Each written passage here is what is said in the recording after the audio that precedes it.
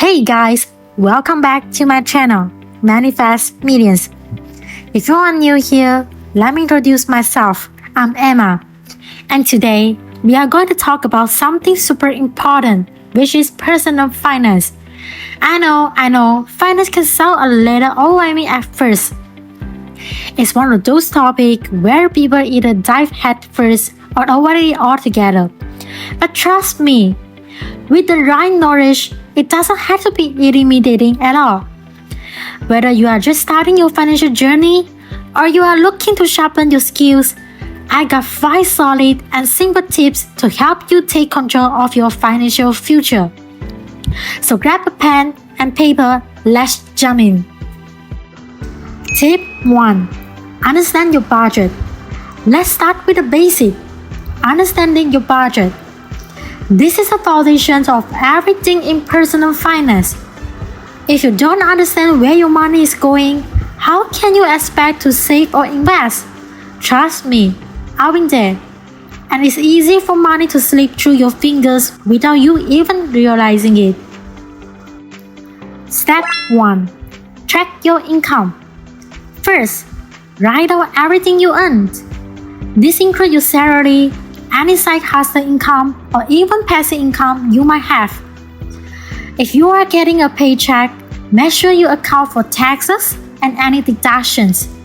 If you are working on the side, include that too. Step 2. List your expenses. Now, list your expenses. And I mean everything from rent or mortgage, utilities, grocery, transportations, down to your daily coffee and money subscription like Netflix or Spotify. This is a big step because a lot of people don't realize just how much those small expenses can add up over time. Once you got this information down, let's talk about something I like to call the 80-20 rule. This is a simple way of making sure you are living within your means and your savings for your future at the same time. The rule is live on 80% of your income and save or invest the other 20%. For example, if you make $3,000 a month, try to save or invest at least $600. If you are not that yet, don't worry, just start small. Even saving 5% or 10% at first is a great way to get started. Over time, you can gradually increase that amount. Tip 2.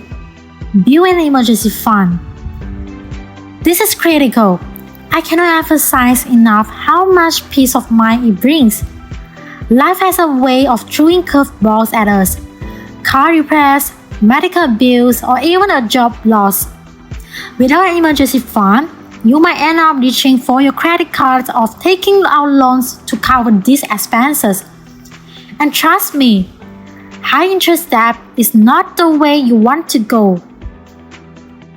Now, how much should you save for your emergency fund?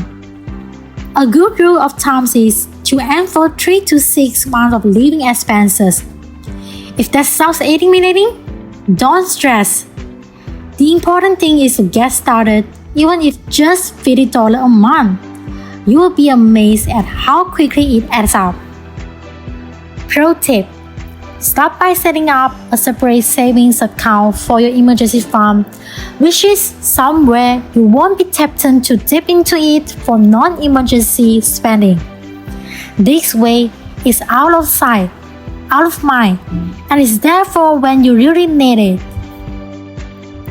Let me share a little story with you.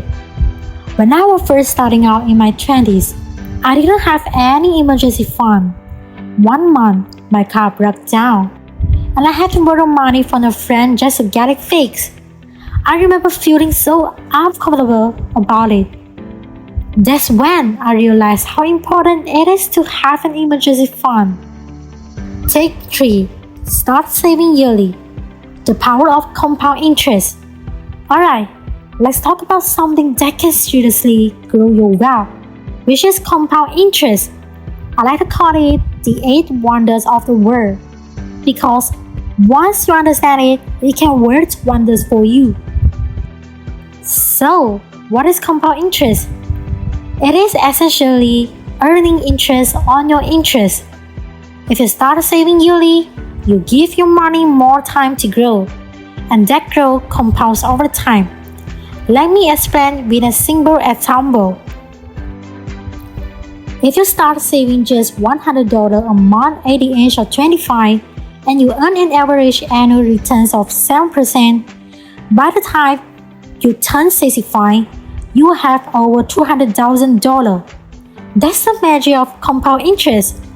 The longer you leave your money to grow, the more it will grow.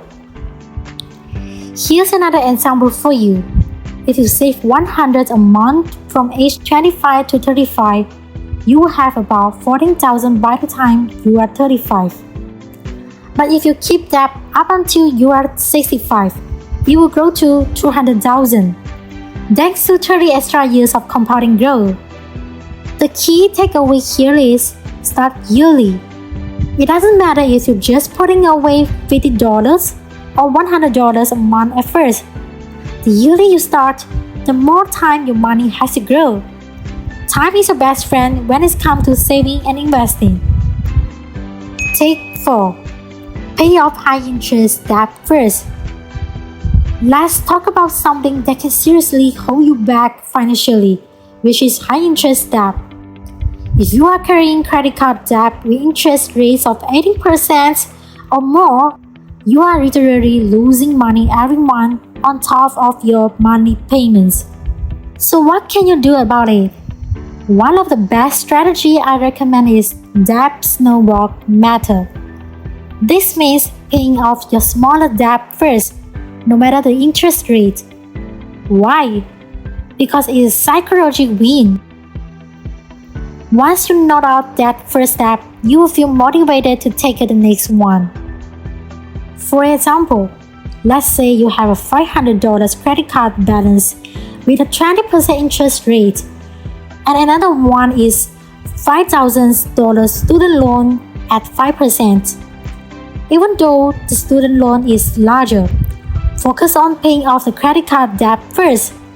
Once that's gone, move on to the next one. The momentum will keep you going.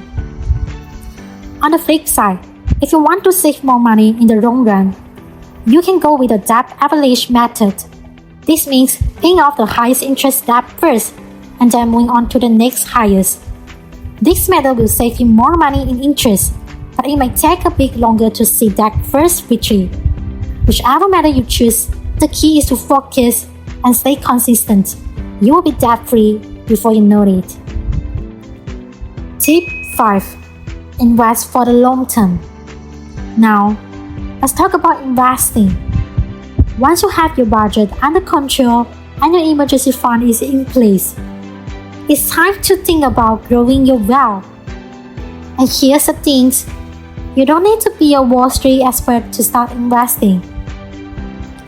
One of the easier ways to get started is by investing in low-cost index funds. These are funds that trade the entire stock market or specific sectors without you needing to pick individual stocks. A great option for beginners is the S&P 500 index funds, which track the 500 largest companies in the US.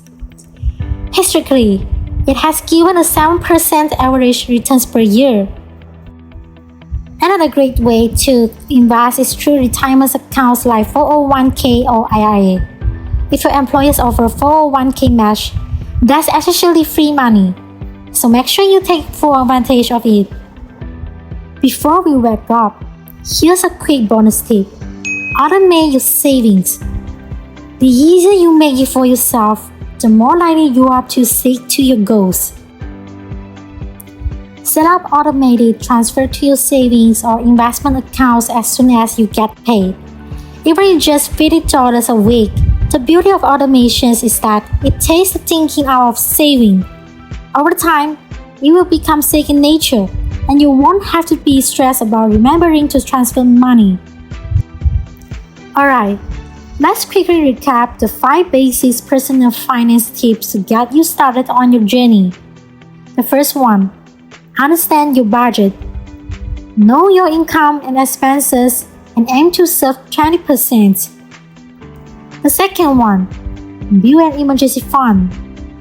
Start small by aiming for 3 until 6 months of living expenses. The third one, start saving yearly.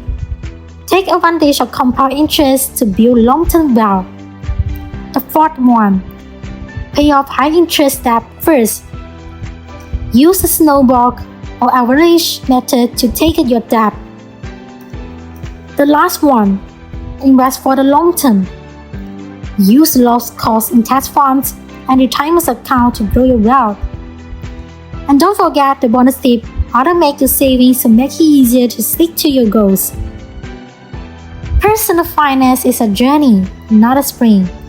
Taking one step at a time, and before you know it, you will have a solid financial foundation for your future.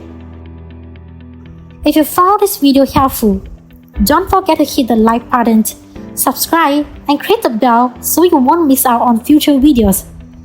I'd love to hear from you in the comments. What is one financial goal you are working on right now? Thanks for watching, and I will see you in the next video. Goodbye and have a nice day.